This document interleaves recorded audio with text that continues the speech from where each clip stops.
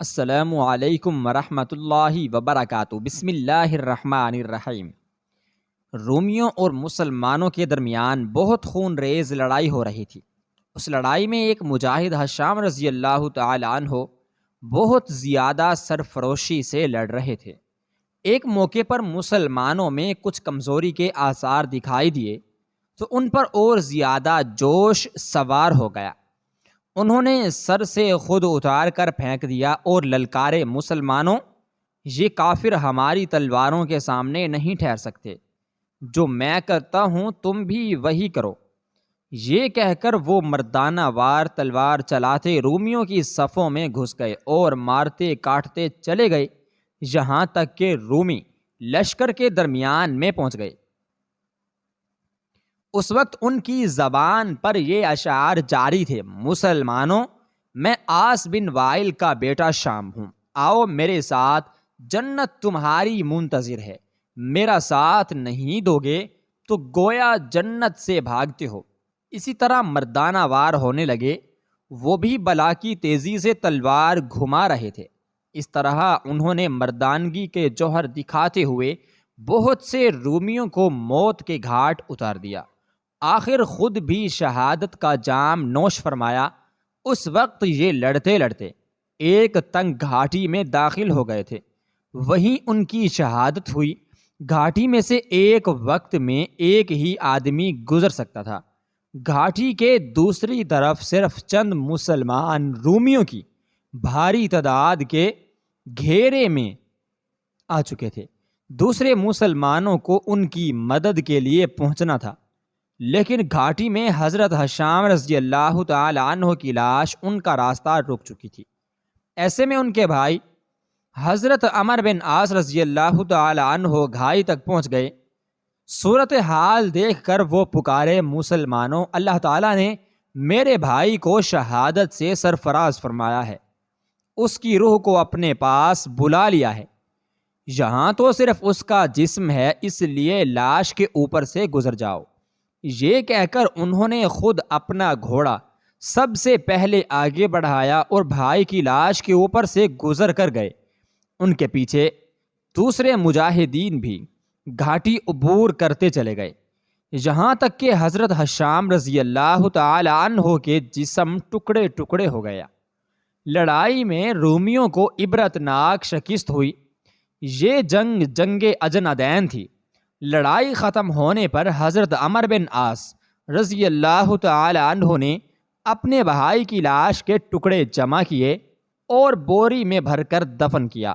یہ حضرت حشام بن عاص بن وائل کے بیٹے تھے۔ عاص بن وائل کی قسمت میں اسلام کی دولت نہیں تھی۔ نہ صرف یہ کہ وہ مسلمان نہیں ہوا، بلکہ اس نے مسلمانوں کو بہت ستایا۔ آپ علیہ السلام کی شان میں بھی گستاخیاں کیا کرتا تھا۔ اللہ کی شان، وہ بدقسمت تھا، لیکن اس کے دونوں بیٹوں حضرت عمر بن عاص رضی اللہ تعالی عنہ اور حضرت حشام بن عاص رضی اللہ تعالی عنہ نے اسلام قبول کیا۔ حشام بن عاص رضی اللہ تعالی عنہ اپنے بھائی عمر بن عاص رضی اللہ تعالی عنہ سے عمر میں چھوٹے تھے، لیکن اسلام لانے میں اپنے بڑے بھائی سے پہل کر گئے۔ اسلام کے ابتدائی زمانے میں ہی اسلام قبول کیا۔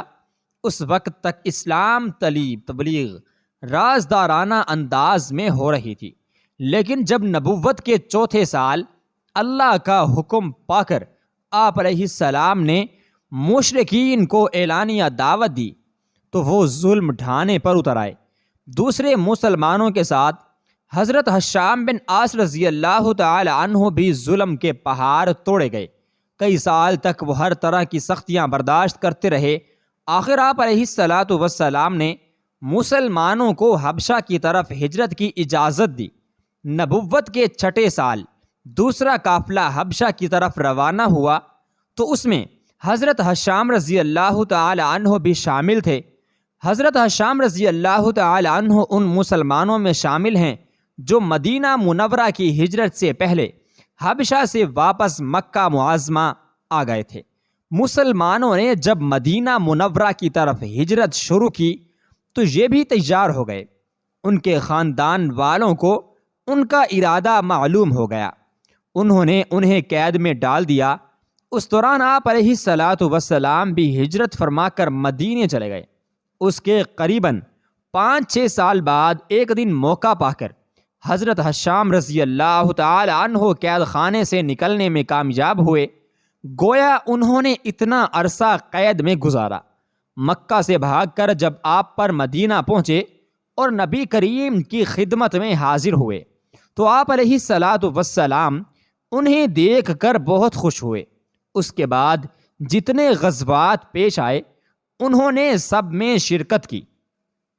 آپ علیہ الصلاۃ والسلام کی وفات کے بعد حضرت ابو بکر صدیق رضی اللہ تعالی عنہ کے دور میں بھی آپ نے برابر جہاد میں حصہ لیا، یہاں تک کہ حضرت عمر رضی اللہ تعالی عنہ کے دور میں اجندین کی جنگ میں شہادت پائی۔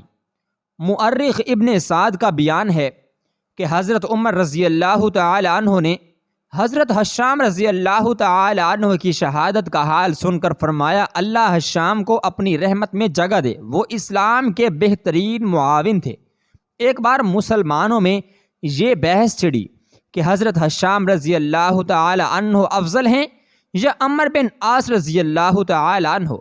اس مجلس میں خود حضرت عمر بن عاص رضی اللہ تعالی عنہ بھی موجود تھے۔ انہوں نے فرمایا، میں ایک بات آپ لوگوں کو سناتا ہوں، اس سے آپ کو اندازہ ہو جائے گا کہ ہم میں سے افضل کون ہے۔ شام اور میں اجندین کی لڑائی میں شامل تھے۔ جس دن صبح جنگ ہونا تھی اس رات ہم دونوں نے دعا مانگی تھی کہ اے اللہ ہمیں شہادت عطا فرما۔ رات بھر ہم دعا کرتے رہے تو صبح ہوئی، ہشام کی دعا قبول ہو گئی، میں شہادت سے محروم رہا۔ اب تم سمجھ لو کہ اللہ نے کسے فضیلت عطا فرمائی ہے۔ اللہ تعالیٰ ان سے راضی ہو، ہم سب سے بھی راضی ہو۔